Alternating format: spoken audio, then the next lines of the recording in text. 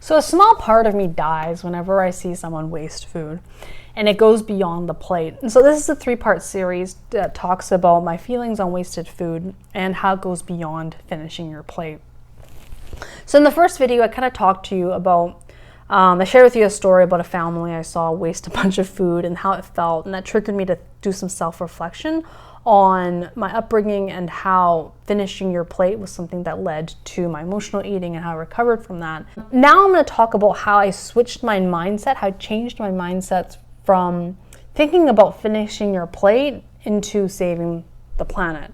What I want to really preserve from my parents is that resourcefulness, is that, not letting things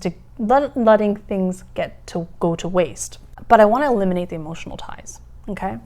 So then when I became a mom, what happened when I became a mom is I started seeing the same patterns in myself that my mom was doing when I was a kid. So my mom when we were growing up, would often guilt trip us into finishing our plates because that's how she shows her love. She would often put a lot of time and effort into her meals, in her dishes, into dinner, and if we didn't finish what was on our plate, she'd get personally upset. Like that reflected how much we appreciated her.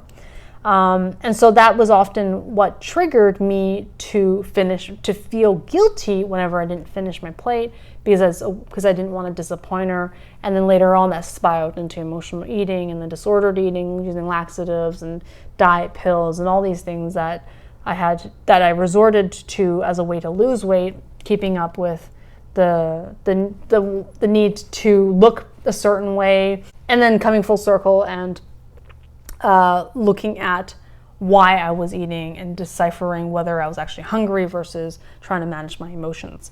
So I want to cut those emotional ties, right? I started seeing what my mom was doing in the way I was parenting. And so what would happen was so now that I'm a mom, sometimes I would see food left on my daughter's plate and I'd get emotionally triggered. And I would repeat my mom's assumption that my daughter didn't appreciate my love for her. And so then that would happen, I'd bite my tongue, right? I'd bite myself, preventing myself from saying something or doing something that would guilt trip my kids to finish their food. I'd fight myself. It was like this silent battle, right?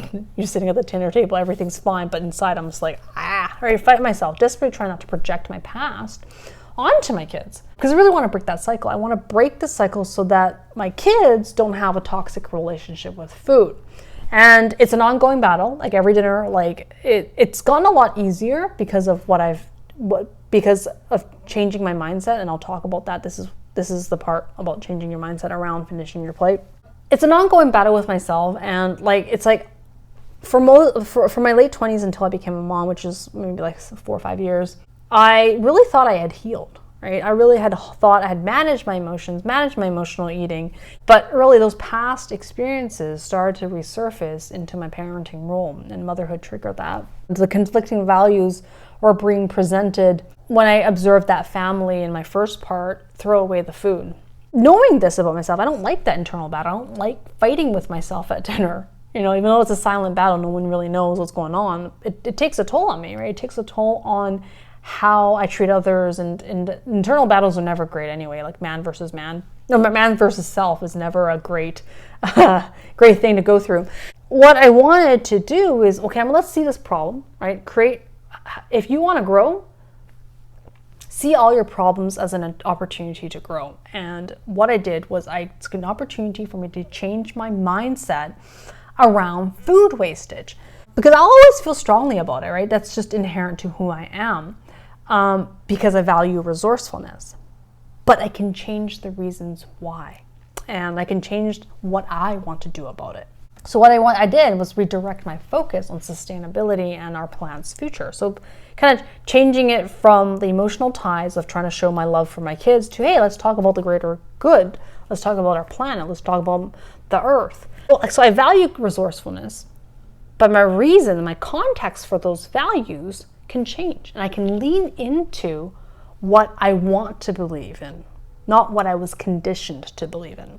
I'm no longer a child under my parents' roof, right? Where survival was the mission, was the goal, and that food shouldn't be wasted because it cost my parents hours of work to pay for. And where love was shown through providing the basic necessities. So I'm no longer in that. Like I can say to myself, I'm not in under my parents' roof anymore. Not to say that I'm not grateful. I'm eternally grateful for the time and place that I live in, that, you know, I'm fortunate that I'm not in my parents' position, and that I'm very grateful that they took the hardship, the brunt of the hardship when they immigrated to Canada, and that so that I can thrive and optimize on the opportunities that they didn't have. And so I want to preserve my parents' resourcefulness, not because I need to survive, okay, but because I want my great-grandchildren to, because of the planet. Identifying this difference and appreciating this difference in my reasons why for this, the context behind our values, has allowed me to really embrace my past and then take action in my present so that I can create a better future for my kids. And so I started thinking about all the resourceful ways that I've lived my life. And I came up with a list of things that I do that reduce wasted food. What I'm hoping is by sharing my story with you and these tips, that I'm hoping to inspire you to redirect your focus from, you know, finishing your plate to let's save our planet. A little background so that you kind of have a context, like for those who like data and those who like to understand why this is important to you. Here's some Canadian statistic on wasted food. So according to an annual 2019, so very recent last year, report by Second Harvest, the report's called Feeding People, Not Landfills. More than half the food that is produced in Canada gets thrown out, so half. And this is approximately, like, just in numbers, so those who like the facts and the figures, this corresponds to 35.5 million metric tons of food. Like, I can't even imagine what a ton, I think a ton is like a car, but 3.5 million tons of that. And then every year. So it's not just like overall since then, since like 1990 or whatever, 2000, it's like every year, so it accumulates. And 11.2 million metric tons of that, so like almost a third of that, can be avoided. Just like let that sink to you. Like 11.2 million metric tons of food gets it's preventable. From that report, I'm drawing it from it, referencing it. I'm giving credit to this report. I didn't do the research. From farm to table, here's kind of the breakdown of this amount. So 6% of this is at the farm and producers level. So oftentimes there's like fruit that just goes ripe, fall to the ground and just doesn't get picked. I'm sure there's there's other reasons. 43% of this is at the processors and manufacturers level. 5% of this is at the distributors level. 12% of this is at the retailers level. 13% of this is at the hotels and restaurants. Like my experience at the restaurant where that family wasted most of their food. 21% of this 11.2 million metric tons of food is at the household level. So your own home, my home, your home, everyone's home. Canadian, at least. So just let that marinate in your brain, how much food that is. And why should we care about wasted food? Like, why should we do our part in reducing it? Everyone has their own reasons for doing what they do, but these ones are the ones that resonate with me, and I'm hoping that it resonates with you. I'm going to state the obvious, but it saves you money, okay? Like money, right? Like everyone loves money. Like my parents, great-grandparents, forefathers, whatever, and ancestors have preached for years, for generations. When you throw something good, like something you bought with money, throw something out you bought with money, that's like throwing out money, okay? So it's about saving money, if that's got as much selfish reason as possible. Like, I like saving money. The next thing is, let's talk about the Earth's resources that are used to grow food. Like, if you've ever grown a zucchini, like this year we just recently started growing our own zucchinis. It takes a lot of effort. It takes soil, it takes water, it takes sunshine. But let's just go down the route of when you throw out half your burger, okay? Like, do you know how much effort, how much resources from the earth it took to raise that cow? Manufacture it into ground beef, transport it to a restaurant, grill it and serve it to you piping hot. And then you just throw it away. And I'm just talking about that patty, right? I'm not talking about the lettuce that was grown, the tomatoes, the eggs, and the oil that created the mayonnaise, the flour, the wheat that was ground down, that was grown into making flour, and the yeast to make that bun. And then when you leave it on your plate, it takes a bunch of resources to collect that thing, haul it, transport it to a landfill site.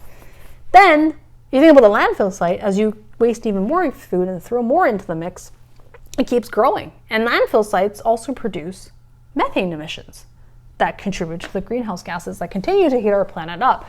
So it's like, it's when you waste that half a burger, it's perfectly good for your lunch the next day. Pack it in you bring out your own container, put it in there, and then just go home and put it in the fridge, and then heat that baby up the next day, eat it, versus throwing a napkin on there and being like, I don't want it anymore. I'm going to share with you the next part of the final part of my series is actually some things that I do to help reduce food waste. I'm not someone who gives advice unless I've followed it. I'm a realist, so these are real practical tips that you can try and do. They're relatively easy to follow. Like I don't have a lot of time. I'm a mom of 2. I love doing this thing. I'm a busy person, but these are some things that you can really implement in your life that will help reduce the amount of food waste in your household. So let me know what you think of the statistics of that 21%. For those who are Canadian, I don't know the American stats, but I'm sure it's very similar, even better, or I don't know, it's very similar. What do you think of the stats? What are some of your kind of thoughts on how much food that gets wasted every year? Let me know.